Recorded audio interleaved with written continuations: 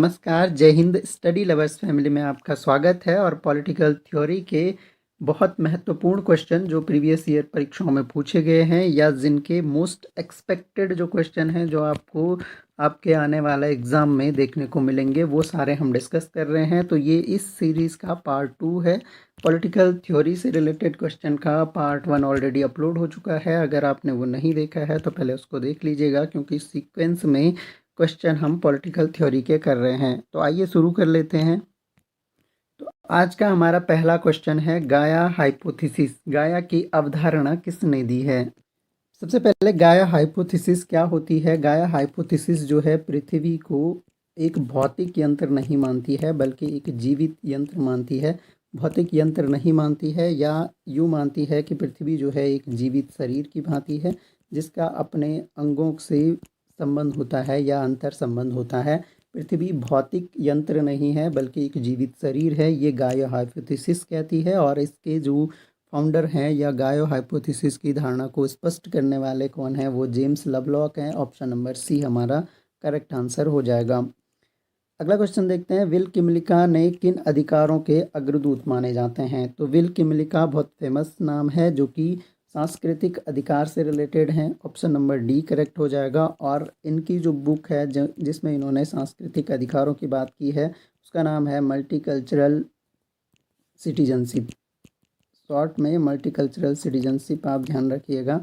और ये जो बुक है 1995 में पब्लिश होती है, multicultural citizenship a liberal theory of minority right. पूरा जो टाइटल है इसका, multicultural citizenship a liberal theory of आपका माइनॉरिटीज़ राइट।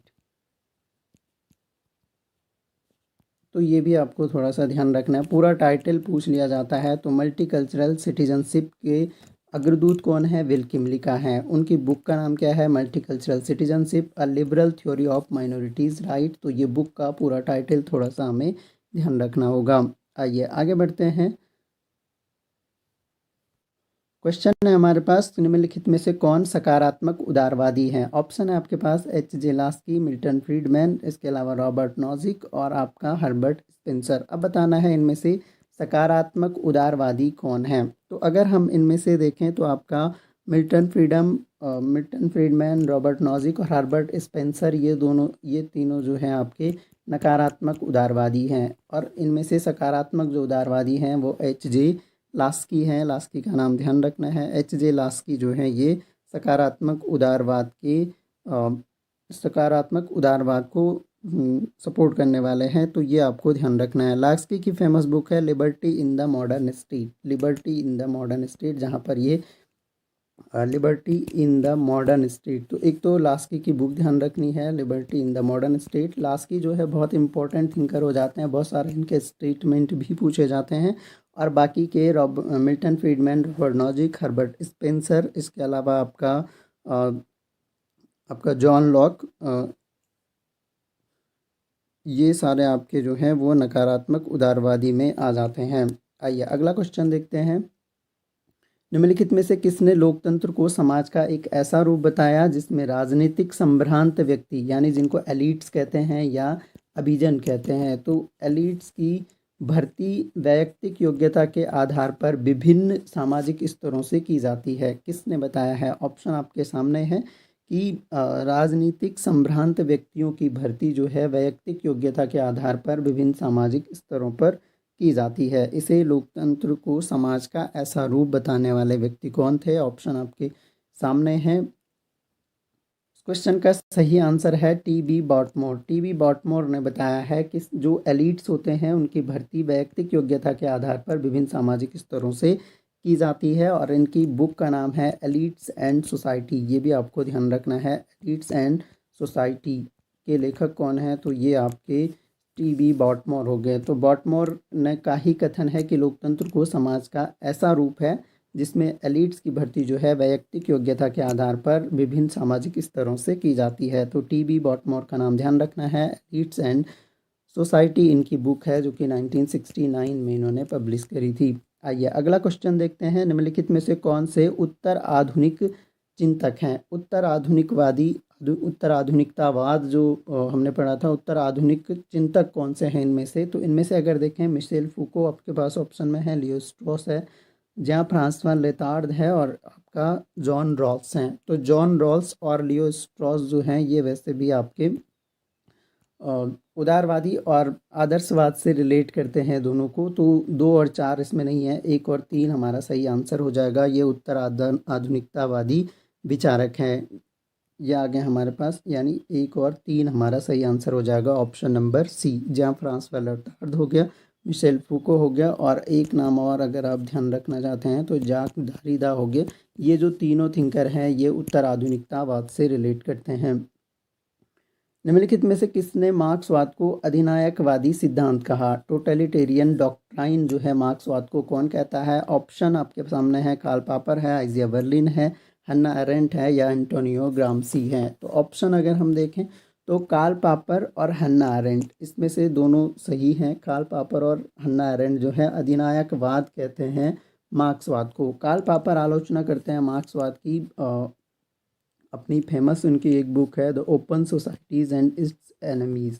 तो open societies and its enemies, और इसमें वो इट्स एनिमी का मतलब होता है शत्रु, और इसमें वो क्या करते हैं, हीगल मार्क्स और इसके अलावा आपका प्लेटो को, हीगल मार्क्स और प्लेटो को मुक्त समाज का शत्रु कहता है। तो open societies and it's enemy में ये मुक्त समाज का शत्रु कहता है, और अधिनायकवाद का अध्ययन ये करते हैं अपनी इसी बुक में। हन्ना अरेंट ने भी क्या किया है, हन्ना अरेंट ने भी अधिनायकवाद कहा है मार्क्सवाद को द ओरिजिन ऑफ टोटलिटेरियनिज्म। तो द ओरिजिन ऑफ टोटलिटेरियनिज्म ये आपको ध्यान रखना है, द ओरिजिन ऑफ यानी उत्पत्ति कैसे हुई है अधिनायकवाद की, इस पर बुक लिखी है हन्ना अरेंट ने, और इन्होंने भी अधिनायकवाद कहा है, यानी 1 और 3 हमारा सही आंसर हो जाएगा। आइए अगला क्वेश्चन देखते हैं। 2 सूचियां दी गई हैं जिनको हमने मिलान करना है, एक में इम्पोर्टेंट बुक्स दी गई है, उसके राइटर्स हमें दिए गए हैं, तो हमें बताना है कि कौन सी बुक जो है किस राइटर ने लिखी हैं। तो यहाँ पर अगर देखें तो the political philosophy of Hobbes, the theory of obligation, ये जो बुक है ये हार्वर्ड बरेंडर की बुक है, ये ध्यान रखना है। अगर एडमंड बर्क की बुक हम इनमें से देखें तो reflection on the revolution in France, ये एडमंड बर्क की बुक है। और मैरी वोllstonecraft की जो बुक है वो आपका a vindication of the rights of women with strictures on political and moral subjects. तो मैरी वोllstonecraft की ये बुक है a vindication of the rights of women, ये वैसे भी नारीवादी थिंकर हैं, तो ये बुक आपको वैसे भी ध्यान रह जाएगी। इसके अलावा सीबी मैकफर्सन की अगर बात करें तो मैकफर्सन की बुक है the political theory of possessive individualism, Hobbes to Locke. तो ये चारों बुक आपको ध्यान रखना है, यानी ए का 4 हो गया, 4 से 1 ही स्टार्ट हो रहा है, तो 4 3 2 1 यानी बी ऑप्शन हमारा इसका करेक्ट आंसर हो जाएगा। आइए अगला क्वेश्चन देखते हैं। आधुनिक उदारवाद किस पहलू में विश्वास नहीं रखता है? ऑप्शन आपके सामने है, सामाजिक उदारवाद, सकारात्मक स्वतंत्रता, पालने से कब्र तक कल्याण। तो ये तीनों ही स्टेटमेंट सही है। मिनिमल स्टेट की बात जो है वो आधुनिक उदारवाद नहीं करता है, यानी न्यूनतम राज्य की बात जो है वो आधुनिक उदारवाद नहीं करता है। ये कल्याणकारी राज्य की संकल्पना देता है, न्यूनतम राज्य की संकल्पना नहीं देता है। शिकागो विचारधारा के अर्थशास्त्रियों में से सर्वाधिक प्रमुख कौन हैं? तो शिकागो विचारधारा के जो अर्थशास्त्री हैं उनमें से सर्वाधिक प्रमुख जो हैं आपके, वो आपके इनमें से अगर देखें तो मिल्टन फ्रीडमैन जो हैं ये सबसे प्रमुख विचारक हो जाते हैं। ये स्वेच्छातंत्रवाद से रिलेटेड हैं, और फ्रीडमैन जो हैं शिकागो विचारधारा के महत्वपूर्ण थिंकर माने जाते हैं। निम्नलिखित में से कौन सकारात्मक स्वतंत्रता का समर्थक नहीं है? यहाँ पे हमें बताना है कि कौन सा थिंकर है जो इनमें से सकारात्मक स्वतंत्रता का समर्थक नहीं है। तो अगर इनमें से हम देखें तो सकारात्मक स्वतंत्रता का समर्थक जो नहीं है वो बताना है, यानी जो नकारात्मक स्वतंत्रता से रिलेटेड है। अगर इनमें से देखें तो ग्रीन जो है ये सकारात्मक स्वतंत्रता, सकारात्मक उदारवाद से भी और सकारात्मक स्वतंत्रता से संबंधित है। हेराल्ड लास्की भी जो है ये भी सकारात्मक स्वतंत्रता से संबंधित है। जॉन लॉक और जेरेमी बेंथम जो है ये दोनों नकारात्मक स्वतंत्रता से संबंधित हैं। तो समर्थक नहीं है बताना है, तो 2 और 4 हमारे करेक्ट आंसर हो जाएगा। तो केवल 2 और 4 जो हैं ये सकारात्मक स्वतंत्रता से संबंधित थिंकर नहीं है, ये हमें यहाँ से ध्यान रखना है।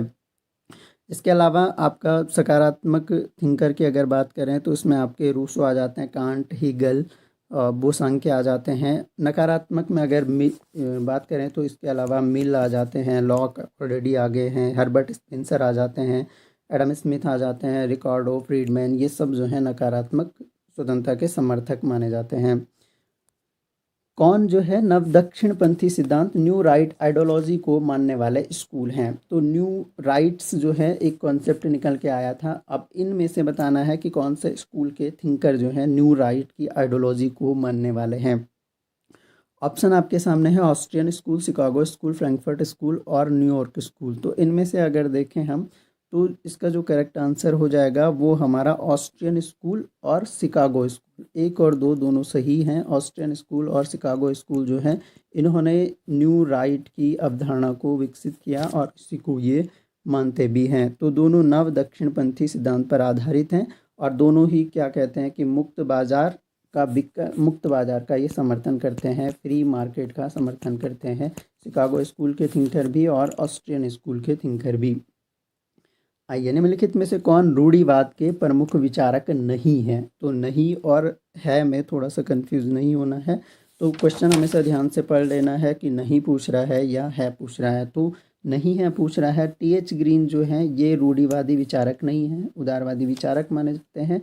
तो रूढ़िवाद के प्रमुख विचारक जो हैं टी.एच. ग्रीन नहीं है, बल्कि Edmund Burke, Michael Oxford, Friedrich यानी हेयक जो है ये सभी जो हैं आपके रूढ़िवाद के उन्नायक भी माने जाते हैं। इसके अलावा इसमें आपका एक और नाम जो आप ध्यान रख सकते हैं, डेविड ह्यूम का नाम ध्यान रख सकते हैं, ये भी रूढ़िवादी विचारक माने जाते हैं। तो ये कुछ नाम आप रूढ़िवाद से रिलेटेड ध्यान रख सकते हैं।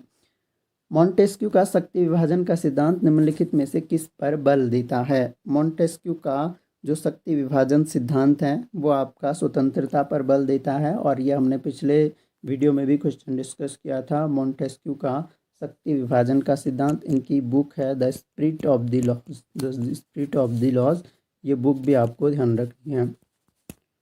वितरणात्मक न्याय मुख्यतः सम्मान या संपदा के वितरण से संबंधित है और वितरणात्मक न्याय की सर्वप्रथम जो अवधारणा दी थी वो अरस्तू ने दी थी और ये स्टेटमेंट भी आपका अरस्तू से ही रिलेटेड है, अरस्तू का ही स्टेटमेंट है, ये भी आपको ध्यान रखना है। अगला क्वेश्चन देखते हैं, निम्नलिखित में से कौन से लेखक इटली से संबंधित हैं? तो इटली से संबंधित अगर हम देखें तो ये एलिट्स थ्योरी के समर्थक हैं ये सारे। गिटानो मोस्का ये इटली से रिलेटेड है। इसके अलावा आपका पेरेटो भी आपका इटली से रिलेटेड है। रॉबर्ट मिसेल्स भी यूएसए से हैं और सी राइट मिल्स भी यूएसए से हैं। तो यानी 1 और 2 हमारा करेक्ट आंसर हो जाएगा। अगला क्वेश्चन देखते हैं, निम्नलिखित में से कौन स्वेच्छातंत्रवाद का समर्थक नहीं है? तो स्वेच्छातंत्रवाद की अगर बात करें तो ये बताना कि कौन सा थिंकर जो है स्वेच्छातंत्रवाद का समर्थक नहीं है। अगर इनमें से देखें तो रॉबर्ट डहेल जो हैं ये स्वेच्छातंत्रवाद के समर्थक नहीं हैं। रॉबर्ट डहेल जो हैं ये बहुलवाद के समर्थक हैं और बाकी अगर ऑप्शन की बात करें तो बाकी सभी जो है, चाहे वो रॉबर्ट नॉजिक हो, मिल्टन फ्रीडमैन हो, एफ.ए. हेयक हो, तो ये तीनों थिंकर जो हैं स्वेच्छातंत्रवाद से संबंधित हैं। किसी भी राज्य को उसके द्वारा अनुरक्षित अधिकारों के लिए जाना जाता है। किसी भी राज्य को उसके द्वारा जो वो अधिकार देता है उसके लिए जाना जाता है। फेमस स्टेटमेंट है, लास्की का स्टेटमेंट है कि किसी भी राज्य को उसके द्वारा दिए गए अधिकारों के द्वारा ही जाना जाता है। तो ये स्टेटमेंट जो है हेराल्ड जी लास्की का हो गया।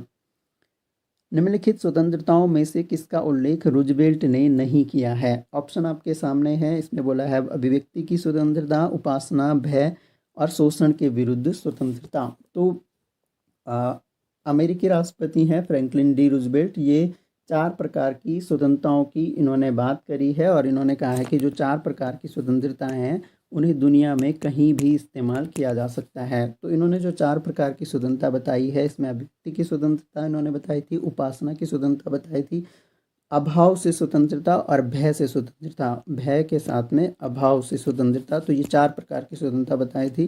शोषण के विरुद्ध स्वतंत्रता की बात फ्रैंकलिन डी रूजवेल्ट ने नहीं की थी। चलिए अगला क्वेश्चन देखते हैं। राजनीतिक सिद्धांत के पतन के लिए निम्नलिखित में से कौन से कारक उत्तरदायी हैं? तो राजनीतिक सिद्धांत के पतन, ये हमारे पास ऑलरेडी टॉपिक भी है। तो राजनीतिक सिद्धांत के पतन के कारणों की अगर बात करें तो इनमें से इतिहासवाद को भी बताया गया है, प्रत्यक्षवाद को, नैतिक सापेक्षतावाद, अति तथ्यात्मकता, ये चारों कारण बताए गए हैं राजनीतिक सिद्धांतों के पतन के। अति तथ्यात्मकता और इसके अलावा जो आपका अति तथ्यात्मकता हो गया, प्रत्यक्षवाद हो गया, नैतिक सापेक्षवाद हो गया और इतिहासवाद हो गया। अति तथ्यात्मकता, इतिहासवाद और इसके अलावा जो आपका नैतिक सापेक्षवाद है, ये तीनों जो बताए थे ये ईस्टर्न ने बताए थे अपनी थ्योरी में। राजनीतिक सिद्धांत के पतन के जिम्मेदार कारणों में इतिहासवाद, नैतिक सापेक्षवाद, अति तथ्यात्मकता और दूसरा विज्ञान और सिद्धांत के मध्य द्वंद्व यानी विज्ञान का कम प्रयोग, ये भी बताया था डेविड ईस्टर्न ने। प्रत्यक्षवाद को कौन बताते हैं? ये दांते जर्मेनो बताते हैं। दांते जर्मेनो बताते हैं कि प्रत्यक्षवाद जो है राजनीतिक सिद्धांत के पतन का कारण है। और वैचारिक न्यूनतावाद, दो चीज़ें, प्रत्यक्षवाद और वैचारिक न्यूनतावाद कौन बताते हैं? दांते जर्मेनो बताते हैं।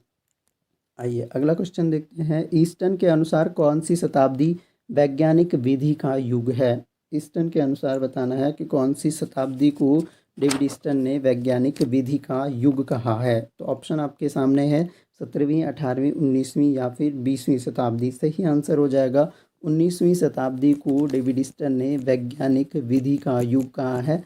और डेविड ईस्टर्न का नाम जरूर ध्यान रखना है। राजनीतिक सिद्धांतों में व्यवहारवाद और उत्तर व्यवहारवाद के प्रणेता जो है वो कौन माने जाते हैं? डेविड ईस्टर्न ही माने जाते हैं।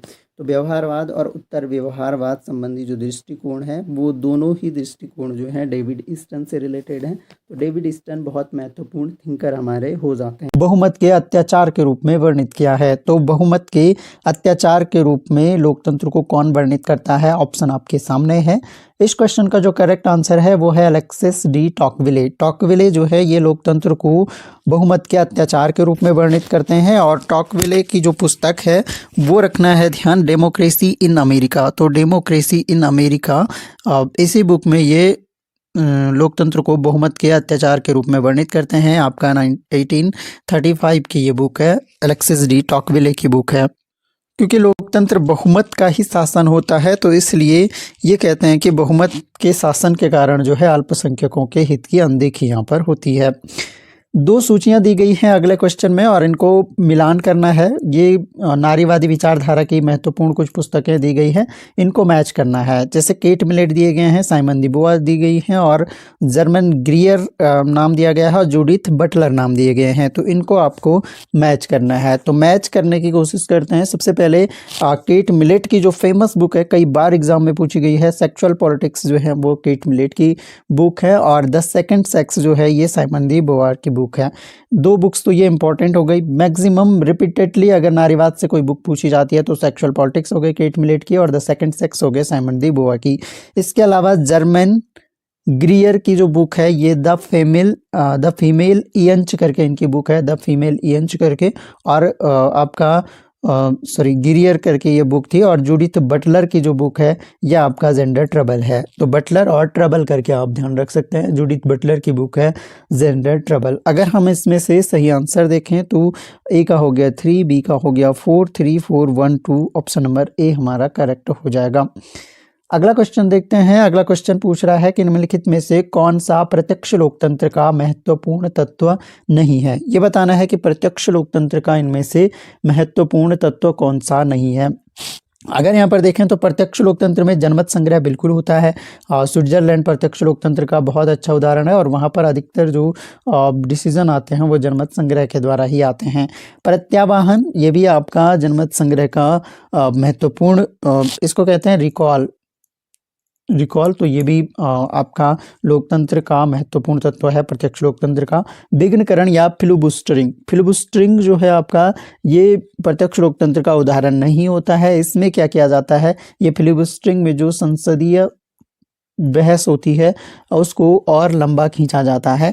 तो इसलिए फिलिबस्टरिंग जो है ये इम्पोर्टेंट यानी प्रत्यक्ष लोकतंत्र का महत्वपूर्ण तत्व नहीं होगा। Option number C. प्लेबिसाइट भी प्रत्यक्ष लोकतंत्र से संबंधित होता है। आइए अगला क्वेश्चन देखते हैं। अगला महत्वपूर्ण क्वेश्चन है भिखु पारेख के अनुसार, ये पॉलिटिकल कल्चर से रिलेटेड ये क्वेश्चन है। भिखु पारेख के अनुसार निम्नलिखित में से कौन सा ऐसा विषय नहीं है जिसे भारतीय राजनीतिक विचारकों द्वारा सामान्यतः अनदेखा किया गया। कौन से विषय की बात कर रहे हैं कि कौन सा ऐसा विषय नहीं है जिसे इंडियन पॉलिटिकल थिंकर द्वारा सामान्यतः अनदेखा किया गया है। तो अगेन वेरी वेरी इंपॉर्टेंट ये क्वेश्चन है, और इस क्वेश्चन का जो करेक्ट आंसर है वो है राजनीतिक अर्थव्यवस्था। तो राजनीतिक अर्थव्यवस्था ऐसा विषय नहीं है जिसकी भारतीय राजनीतिक विचारकों ने अनदेखी करी है। तो इसका आंसर हो जाएगा आपका राजनीतिक अर्थव्यवस्था। तो ये आपको ध्यान रखना है। इसके अलावा भिखु पारेख जो है ये आपका पॉलिटिकल कल्चर से रिलेटेड एक थिंकर है। इनकी एक फेमस बुक है the Hannah Arendt and the search. तो Hannah Arendt and the search, ये बुक आपको ध्यान रखनी है। भिखु पारेख की बुक है Hannah Arendt and the search, पूछी जाती है। और फॉर अ न्यू दो बुक्स आपको इनकी ध्यान रखनी होंगी, न्यू पॉलिटिकल फिलॉसफी। तो for a new political philosophy ये भी आपका भिखु पारेख की बुक है। तो भिखु पारेख की बुक हो गई हन्ना अरेंट एंड द सर्च और for a new political philosophy, दो बुक आपको ध्यान रखनी है। महात्मा गांधी द्वारा लिखित पुस्तकें या पुस्तक कौन सी हैं, इनमें से बताना है कि कौन सी बुक है या बुक्स हैं जो महात्मा गांधी के द्वारा लिखी गई है। तो अगर इनमें से देखें, मॉडर्न इंडिया, कंस्ट्रक्टिव प्रोग्राम आपके पास एग्जाम्पल में दिया गया है। इसके अलावा India struggle for independence, why socialism और हिंद स्वराज। इनमें से हिंद स्वराज आप सभी को जानते हैं कि हिंद स्वराज जो है वो महात्मा गांधी की लिखी हुई बुक है, और कंस्ट्रक्टिव प्रोग्राम भी आपका महात्मा गांधी की लिखी हुई बुक है। अब इनमें से अगर हम देखें तो महात्मा गांधी कंस्ट्रक्टिव प्रोग्राम और हिंद स्वराज ये महात्मा गांधी के द्वारा लिखी गई बुक है। और अगर बाकी की बात करें, मॉडर्न इंडिया जो है ये बुक है आपकी पूनम दलाल दाहिया इनका नाम है। तो एक बुक तो मॉडर्न इंडिया है। इंडियन स्ट्रगल फॉर इंडिपेंडेंस ये बहुत फेमस बुक है, ये आपका बिपिन चंद्र पॉल की बुक है ये इंडियाज स्ट्रगल फॉर इंडिपेंडेंस। और इसके अलावा हिंद स्वराज गांधी की हो गई, और वाइस सोशलिज्म जो है ये बहुत इंपॉर्टेंट बुक है। अगेन ये जेपी नारायण की बुक हो गई, जेपी नारायण की। तो गांधी के द्वारा लिखी गई है constructive programme and Hind Swaraj, यानी option number D second and fifth आपका सही आंसर हो जाएगा। अधिकार वे हैं जिनकी हम दूसरों से तथा दूसरे हमसे अपेक्षा करते हैं, ये कथन किसका है? ऑप्शन आपके सामने है हॉबहाउस, लास्की, ग्रीन और प्लेटो। आंसर इसका हो जाएगा हॉबहाउस का स्टेटमेंट है कि अधिकार वे हैं जिनकी हम दूसरों से तथा दूसरे हमसे अपेक्षा करते हैं। चलिए अगला क्वेश्चन देखते हैं। लोकतंत्र शासन के एक प्रकार के रूप में कुछ अधिक है, यह संयोजित जीवन निर्वाह का एक साधन है। निम्नलिखित में से यह कथन किसने कहा है? लोकतंत्र के बारे में कथन है कि एक प्रकार से कुछ अधिक है ये, और सहयोजित जीवन निर्वाह का एक साधन है। ये स्टेटमेंट किसका है? ऑप्शन आपके सामने है।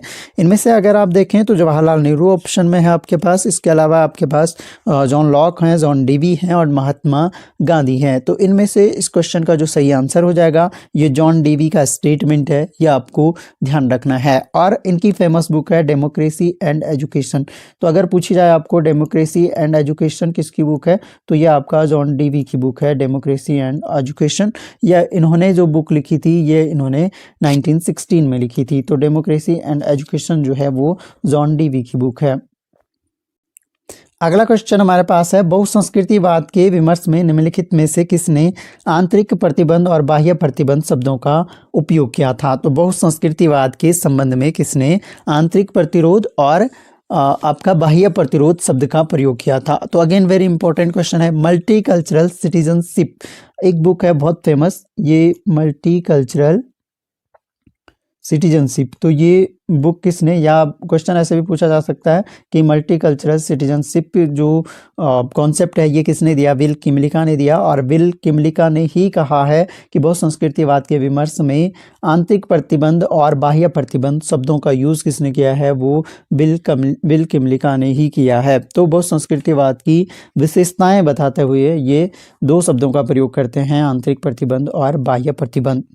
अगला क्वेश्चन है हमारे पास पारिस्थितिक नारीवाद। अगर हम पारिस्थितिक नारीवाद की बात करें, इकोफेमिनिज्म हम इसको कहते हैं, इस पद को किसने निर्मित किया था? ये पद जो है, ये कौन टर्म जो है, ये किसने दिया था? ऑप्शन आपके सामने है, डी यूबॉन है, ऑकिन है, केट मिलेट है और जर्मन ग्रीयर हैं। तो ये केट मिलेट की हमने बुक पढ़ी थी अभी। ऑकिन की फैमिली है justice gender and family, justice gender and family, ये आपकी ऑकिन की बुक है, जस्टिस जेंडर एंड फैमिली। तो एक तो ये बुक भी ध्यान रखिएगा यहाँ से। फ्रांसवा डी यूबॉन है जिन्होंने इकोफेमिनिज्म पद को निर्मित किया था। चलिए अगला क्वेश्चन देखते हैं। निम्नलिखित में से किसने यह विचार प्रस्तुत किया कि एक राजनीतिक उपस्कर के रूप में उदार लोकतंत्र शासितों के प्रति शासकों की जवाबदेही सुनिश्चित करेगा? तो उदार लोकतंत्र शासितों के प्रति शासकों की जवाबदेही सुनिश्चित करेगा, ये स्टेटमेंट हमें बताना है कि ये स्टेटमेंट किसका है? जे.एस. मिल का है, जॉन लॉक का है, जेरेमी बेंथम का है या फिर रूसो का है? तो आंसर इसका हो जाएगा, ये स्टेटमेंट जो है जेरेमी बेंथम का है। जेरेमी बेंथम जो है उपयोगितावाद के जनक हैं, ये आप सभी जानते हैं। तो उपयोगितावाद के जनक हैं जेरेमी बेंथम। अधिकतम लोगों का अधिकतम सुख सिद्धांत के फाउंडर ये हैं और जेरेमी बेंथम जो है ये उदार लोकतंत्र का समर्थन करते हैं, ये भी बात आपको ध्यान रखनी है। तो उदार लोकतंत्र का समर्थन ये करते हैं और यहीं पर ये कहते हैं कि शासितों के प्रति शासकों की जवाबदेही को सुनिश्चित करेगा उदार लोकतंत्र। तो बहुत इंपॉर्टेंट स्टेटमेंट है। जेरेमी बेंथम विधि शास्त्र का न्यूटन ने कहा जाता है और बेंथम जो है बहुत इंपॉर्टेंट एक थिंकर होते हैं आपके। चलिए अगला क्वेश्चन हम देखते हैं। रॉबर्ट डहल के मतानुसार निम्नलिखित में से कौन राजनीतिक संस्कृति में अभिविन्यास का प्रकार नहीं है? राजनीतिक संस्कृति में बताना है कि कौन सा अभिविन्यास का प्रकार नहीं है। ऑप्शन आपके सामने है, समस्या समाधान अभिविन्यास, लोक प्रबंधन अभिविन्यास, राजनीतिक व्यवस्था अभिविन्यास या सामूहिक क्रिया अभिविन्यास। तो इसका करेक्ट जो आंसर है वो है लोक प्रबंधन अभिविन्यास को ये बताते हैं कि राजनीतिक संस्कृति में अभिविन्यास का एक प्रकार नहीं है। तो समस्या समाधान अभिविन्यास इन्होंने बताया, राजनीतिक व्यवस्था अभिविन्यास बताया और सामूहिक क्रिया अभिविन्यास बताया। जो राजनीतिक संस्कृति में अभिविन्यास के प्रकार आपके रॉबर्ट डहल ने बताया है, लोक प्रबंधन अभिविन्यास इन्होंने नहीं बताया है। अगला क्वेश्चन हम देखते हैं।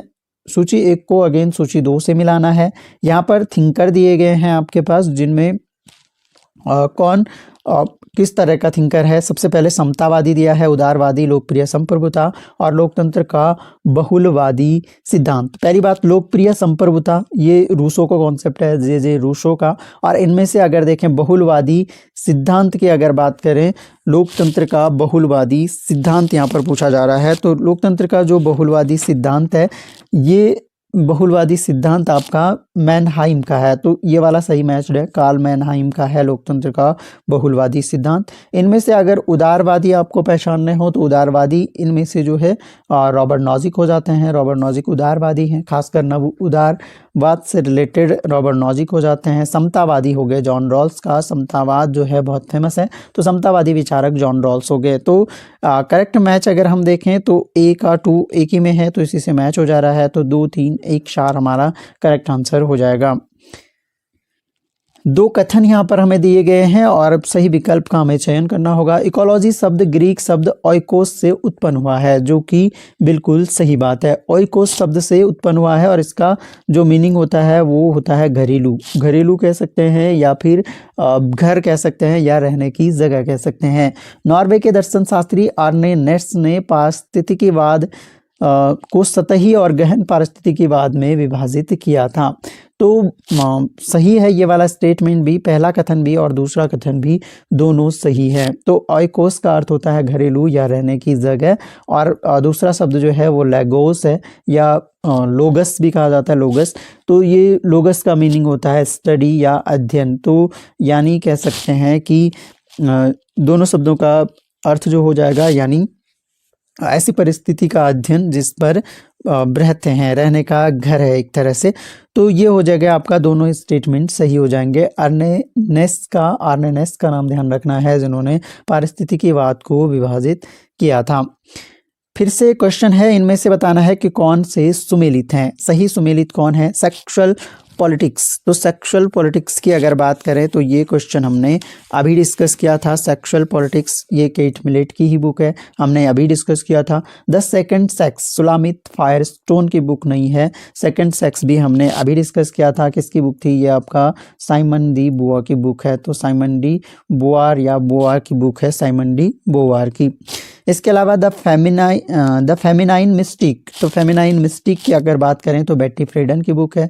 और द डायलेक्टिक ऑफ सेक्स जो है ये सुलामित फायरस्टोन की बुक है। सुलामित फायरस्टोन की बुक है आपका द डायलेक्टिक ऑफ सेक्स। तो ये फायरस्टोन की बुक है, ये भी आपको ध्यान रखना है। यानी आपका इनमें से अगर देखें तो सेकंड सेक्स ये आपका साइमन डी बोआ की हो गई, और द डायलेक्टिक ऑफ सेक्स जो है ये फायरस्टोन की बुक हो गई। तो इनमें से सुमेलित अगर देखें तो पहला सुमेलित है, पहला और तीसरा जो है वो सही से सुमेलित है, यानी केवल 1 और 3 हमारा करेक्ट आंसर हो जाएगा।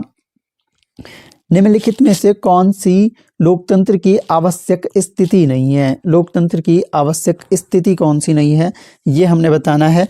ऑप्शन हमारे सामने है स्वतंत्रता, समानता, इसके अलावा आपके पास न्यायपालिका की स्वतंत्रता, प्रतिबद्ध न्यायपालिका। तो इनमें से अगर देखें तो प्रतिबद्ध न्यायपालिका जो है ये लोकतंत्र की आवश्यक स्थिति नहीं मानी जाती है। लोकतंत्र की आवश्यक शर्तें क्या है? स्वतंत्रता है, समानता है, न्यायपालिका की स्वतंत्रता है, इसके अलावा ह्यूमन राइट्स का संरक्षण इसमें आ जाता है लोकतंत्र में, स्वतंत्र और निष्पक्ष चुनाव, स्वतंत्र निष्पक्ष चुनाव इसमें आ जाते हैं, ये लोकतंत्र की विशेषता है। इलेक्शन स्वतंत्र और निष्पक्ष चुनाव हो जाते हैं। इसके अलावा वयस्क मताधिकार, सार्वभौमिक वयस्क मताधिकार इसमें है। तो ये सारी विशेषताएं हैं लोकतंत्र की। सीमित सरकार होती है, लोकतंत्र क्या है? एक सीमित सरकार होती है, और लोकप्रिय संप्रभुता होती है। विधायिका जो न्यायपालिका है वो फ्री रहती है, यानी स्वतंत्र रहती है। तो ये लोकतंत्र की कुछ आवश्यक स्थितियां हैं। प्रतिबद्ध न्यायपालिका इसकी स्थिति नहीं है। आइए अगला क्वेश्चन देखते हैं। निम्नलिखित में से किसने समाजवाद को गिरगिट के रूप में व्याख्यायित किया है जो पर्यावरण के अनुसार अपना रंग बदलता है? तो गिरगिट के अनुसार व्याख्यायित किया है समाजवाद को कि पर्यावरण के अनुसार जैसे गिरगिट रंग बदलता है वैसे ही समाजवाद भी बदलता है। ऑप्शन है सी एम जोड, एमिल रेमजे-म्योर और ह्यूगम। इसमें से अगर हम देखें तो इसका जो करेक्ट आंसर हो जाएगा ये रेमजे-म्योर का स्टेटमेंट है। रेमजे-म्योर ने कहा है कि समाजवाद जो है ये गिरगिट की तरह है जो पर्यावरण के अनुसार अपना रंग बदलता है। रेमजे-म्योर की अगर बात करें तो रेमजे-म्योर एक उदारवादी दार्शनिक माने जाते हैं, और रेमजे-म्योर जो है बहुत सारे इनके फेमस स्टेटमेंट है जो कई बार एग्जाम्स में पूछे भी जाते हैं। तो इस तरह से गिरगिट की भांति समाजवाद को मानने वाले विचारक कौन है? तो वो रेमजे-म्योर हो गए। तो इस तरह से आपको तैयार करना है। एक और क्वेश्चन हम देख लेते हैं आज के इस वीडियो में। वीडियो काफ़ी लंबा हो जाता है तो हम इसमें एक और क्वेश्चन देख रहे हैं, उसके बाद स्टॉप कर दे रहे हैं। पहला कथन है जॉन स्टुअर्ट मिल ने व्यक्तियों की क्रियाओं को 2 श्रेणियों में विभाजित किया है, स्वविषयक क्रियाएं और पर विषयक या अन्य विषयक क्रियाएं, जो कि स्टेटमेंट एकदम सही है। ये जिन्होंने भी जब अपना कोर्स हम पढ़ रहे थे तो अपने कोर्स में हमने जेएस मिल के सारे ही फैक्ट इस तरह से डिस्कस किए थे, तो कोई डाउट नहीं होना चाहिए, ये प्रैक्टिस है आप लोगों के लिए। तो स्वविषयक क्रियाएं और पर विषयक क्रियाएं इन्होंने बताया है। इसके अलावा जॉन स्टुअर्ट मिल कहते हैं कि जो व्यक्ति करना चाहता है उसे न करने में स्वतंत्रता निहित है। जो व्यक्ति करना चाहता है उसे करने देने में ही स्वतंत्रता है, ऐसा मिल कहता है, न करने में नहीं कहता। यानी दूसरा स्टेटमेंट गलत हो जाएगा, यानी हमारा जो करेक्ट आंसर हो जाएगा कथन 1 सही है लेकिन कथन 2 गलत है। तो इस तरह से ये जॉन स्टुअर्ट मिल बहुत इंपॉर्टेंट थिंकर है, इनसे क्वेश्चन बहुत ज़्यादा एग्जाम में पूछे जाते हैं। इसके अलावा अगर आपको अभी भी पॉलिटिकल साइंस का कोर्स ज्वाइन करना है लेक्चरर के लिए तो वो हमारे ऐप पे उपलब्ध है, ओनली 99,999 में मिलेगा। इसमें आपको पीडीएफ नोट्स के साथ में ऑल कंप्लीट सिलेबस के वीडियो लेक्चर्स मिलेंगे। इसके अलावा अगर आपको इस तरह के क्वेश्चन के प्रैक्टिस के लिए ऑनलाइन टेस्ट सीरीज़ लेनी है, उसमें क्या क्या मिलेगा आपको? टेस्ट सीरीज़ में आपको मिलेंगे टॉपिक वाइज टेस्ट, इसके अलावा फुल लेंथ टेस्ट मिलेंगे, टॉपिक वाइज लगभग हर टॉपिक के टेस्ट मिलेंगे। फुल लेंथ जो है पेपर 1 पेपर 2 अलग अलग जो है 15 आपको फुल लेंथ टेस्ट मिलने वाले हैं, और साथ में आपको व्हाट्सएप ग्रुप में डेली क्विज करवाई जाती है, और इसके अलावा आपको पीडीएफ भी टेस्ट के दिए जाएंगे। तो आप चाहें तो ज्वाइन कर सकते हैं। टेस्ट सीरीज़ का जो हमारा प्राइस है बहुत कम है, 699 हमने रखा है। इसमें कंप्लीट सिलेबस के अकॉर्डिंग ही चीज़ों को कराया गया है। तो होप आपको ये वीडियो पसंद आया होगा। ये वीडियो कैसा लगा कमेंट बॉक्स में ज़रूर बताएं, और इस तरह के अन्य वीडियो अगर आप चाहते हैं तो कमेंट बॉक्स में यस लिखें, तो नेक्स्ट पार्ट हम इसका जल्दी लेकर आते हैं। तो थैंक्स लॉट फॉर लिसनिंग। मिलते हैं नेक्स्ट वीडियो में, तब तक के लिए जय हिंद।